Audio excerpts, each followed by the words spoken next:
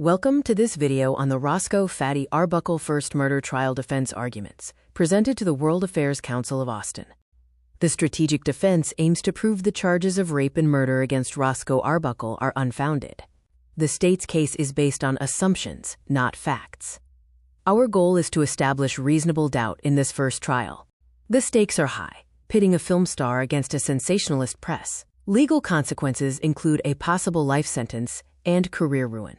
Our objective is to secure a hung jury or collapse the state's case by introducing significant doubt.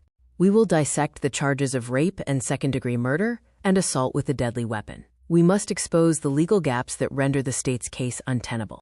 The visual timeline focuses on the events from September 3rd to the 9th. Key dates include the party invitation, Arbuckle's arrival, the party at the Hotel Astor on the 5th, and Miss Rappy's subsequent illness, hospitalization, and death. The defense theory maintains that Miss Rappy's death was a tragic natural event caused by an undiagnosed medical condition exacerbated by the party environment. Roscoe Arbuckle's involvement was limited to social interaction, with forensic evidence showing no sexual contact or bruises. The state carries the entire legal burden of proof and must prove every element of the charges. The defense only needs to establish reasonable doubt. Even a single unanswered question is sufficient to seed that doubt. Our key defense witnesses will include party attendees, forensic and medical experts, and hotel staff. We will focus on testimony corroborating Arbuckle's version of events. Dr. Leonard Miller, a certified pathologist, will testify that death was from natural causes like septicemia. The autopsy findings of pulmonary congestion, not trauma, establish a medical cause pre-existing the alleged assault. Mrs. Emily Rogers, the party host, has strong credibility with no motive to lie. Her testimony will confirm that all guests, including Roscoe Arbuckle, were socially engaged, undermining the prosecution's violent narrative. Fellow actor John Bonet's testimony provides an alibi. His honest reputation strengthens his credibility. He refutes any claim of a private encounter and saw Arbuckle leave the party uninjured. Nurse Margaret Hale's professional testimony lacks entertainment world bias. She will confirm Miss Rapp was unconscious and non-responsive upon arrival. She administered oxygen and IV fluids, finding no external trauma, strategically reinforcing the absence of physical injury. Detective testimony confirmed the lack of tangible proof. No physical evidence links Arbuckle to a crime. The investigation produced no blood or weapon evidence. The defense will highlight this critical absence of proof. The public perception has been influenced by the sensational press, which exaggerated Arbuckle's situation. The case, involving a star and potential life sentence, has resulted in legal consequences, including career ruin. The state's case is insufficient. Prosecution witnesses offer vague, unsubstantiated testimony. Critically, no physical evidence links Arbuckle to a crime, and medical records do not support claims of assault or injury. The partygoer's testimony is vague and unsubstantiated. Physical evidence of assault or injury is entirely absent. Furthermore, medical records do not support any claims of an attack, and prosecution witnesses offered vague testimony.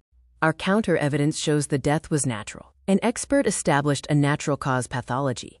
Alibi witnesses confirmed Arbuckle's public presence, and hotel staff reported no altercations. Forensic investigation found no blood or trauma. The opening statement must convey the tragedy's true story. We must establish the complete absence of crime or evidence. The defense will show the state relies only on speculation, asserting that an unseen pre-existing illness was the root cause. We must anticipate and counter the prosecution's emotional appeals with objective facts. We will counter bad character arguments with strong character witnesses. Our strategy will demonstrate that presence at the party does not equate to guilt. Cross-examination aims to undermine the state's narrative. We must exploit all inconsistencies and focus on impeaching the credibility of key accusers by highlighting personal biases or motives of prosecution witnesses. We will use visual aids to illustrate the Hotel Astor Suite's physical layout, showing that a private assault would have been witnessed. The diagrams demonstrate the physical impossibility of a secret assault, supporting the defense. The closing statement will recap the trial and the crucial lack of violent evidence. We will emphasize the state's failure to meet the high burden of proof. We will remind the jury that if reasonable doubt exists, a not guilty verdict is mandated. We highlight the absence of definitive forensic medical findings and objective evidence of assault or injury. We emphasize the victim's pre-existing medical conditions, introducing the possibility of death from natural causes only. The closing argument must summarize the defense's theory and forcefully address the state's failure to meet the burden of proof. We will reiterate that the death was a tragic natural event, ensuring the jury focuses on reasonable doubt. The jury instructions are the final critical phase. We must focus on the judge's instructions regarding reasonable doubt. The jury needs to understand the high burden of proof the state must meet. The first trial resulted in a hung jury, unable to reach a unanimous verdict. This failure to convict means the state did not meet its burden, allowing the defense to plan strategically for the next trial. The second trial is a crucial opportunity for a clear acquittal. We will focus on reinforcing reasonable doubt and adapting our strategy based on the hung jury result. We must exploit any new inconsistencies in the prosecution's case. This video has reviewed the defense strategy for the first Arbuckle trial. Thank you for viewing this video.